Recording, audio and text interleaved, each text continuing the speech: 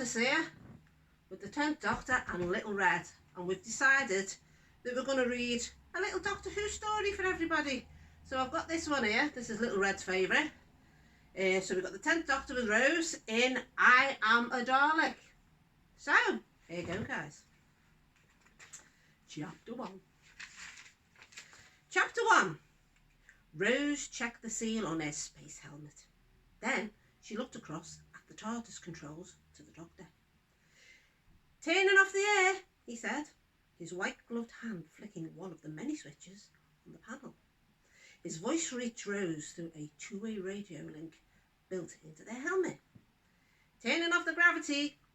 He flicked another switch and smiled over at her. Then he remembered something. "Oh, and balance pressure," he added, flipping another control.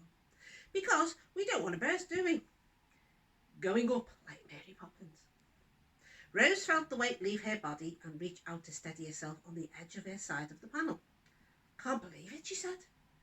She cast a glance to the police doors, imagining what lay outside. Walking on the moon. "More like leaping," said the Doctor happily. To demonstrate, he put one foot forward and let himself be carried through the vacuum. He landed with the grace of a ballet dancer a good 15 feet away. "Practice then," he told Rose. "You don't want to fall flat on your backside out there, so leap."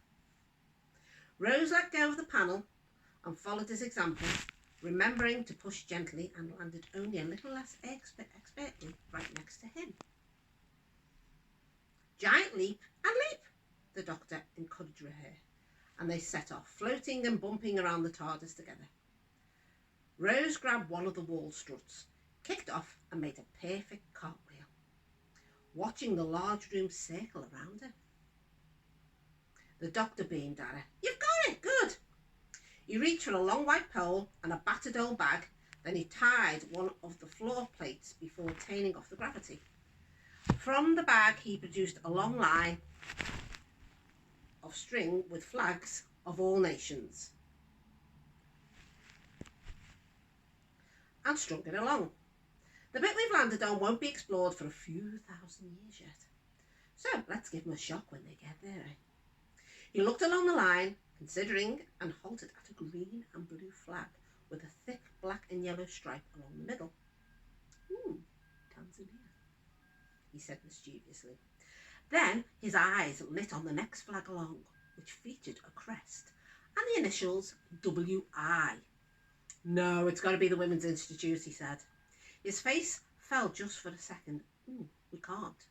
Then he smiled again and attached the flag to the pole. "We can." "And did those feet in ancient times walk upon the moon's mountains green? That'll keep a few historians in jobs for the next 49 centuries. The abandoned string of flags hung in the air before Rose's face. Suddenly, the importance of what was about to happen struck her. "Wait a second," she told the Doctor, halting him with a hand to his shoulder, as he made a leap for the door. "I'm going to be the first woman on the moon. I know I've been a lot further, but that's amazing. The moon, you never think about it. It's just up there. And now I'm on it." She studied his face. "I bet you think it's like going to Calais or something." The Doctor turned to face her. His features were alive with wonder and excitement. Not for the first time. Rose felt it was as if he was seeing through her eyes, and she wondered if it was one of the reasons he needed somebody to travel with. "Rose, the moon is incredible. Everything down on Earth relies on it. Rats jump for it. Tides rush out from it. Humans kiss under it. Without it, there'd be nothing down here worth the light. And that just happened by chance. Trillions of odds against it. One bit of stardust meets another bit of stardust." Rose jumped over to the doors and reached out for the handle and then stopped. "I should think of something to say." "Just get out there," said the Doctor, swinging a bag full of golf clubs onto his shoulder. "Just leap." Rose shut her eyes, pulled the door open, and she leapt. She came down with a loud thud, smashing into the wooden table. It had been an ordinary leap, not weightless at all. Picking herself up, the suit padding had protected her from the worst of the fall. She looked around.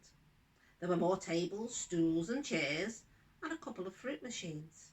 A blackboard with "Quiz on Tuesdays, 8 p.m. Today's special is chicken curry." It was chalked onto it, and a long bar with towels over the pubs. All this was lit by the early morning sunlight of a half-hearted early British summer. The building was old, supported by wooden beams. She turned to face the TARDIS, which stood even more out of place than usual at a corner of the bar. The space-suited doctor stood in the doors, something anywhere but at her. "Wow," he said.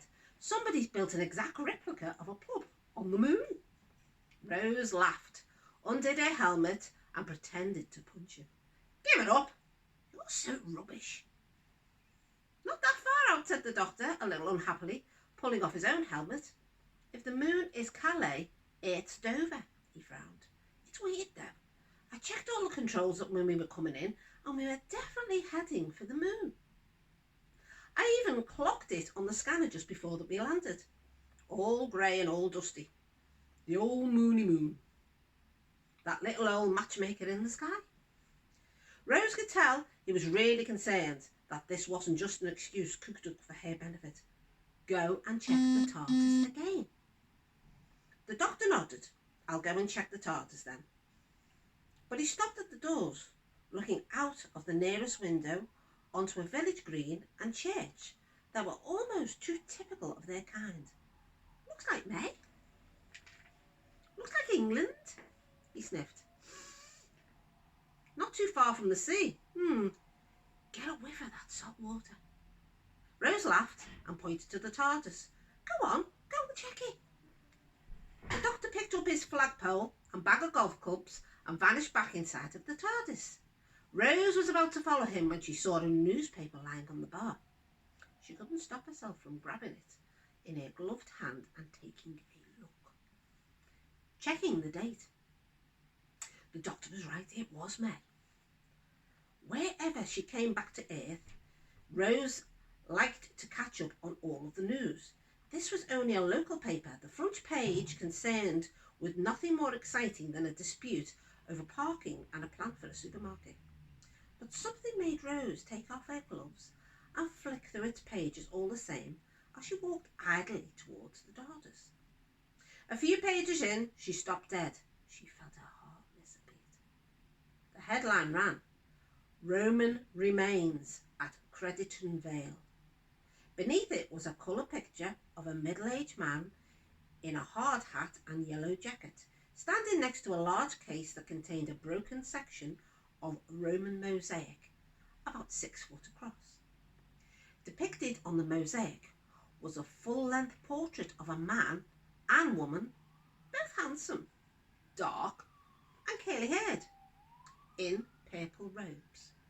Further along were a jug and a bunch of green grapes, and right at the far side, shown in shades of gold on tiny pieces of tile, was a familiar pepper pot shape. 3 rods stuck out from it, an eye stalk from the dome of its head, a sucker attachment, and a gun from its middle. Its lower half was studded with shining circular shapes. A Dalek. Rose ran for the TARDIS, and the police box door slammed shut in her face. There was a loud thump.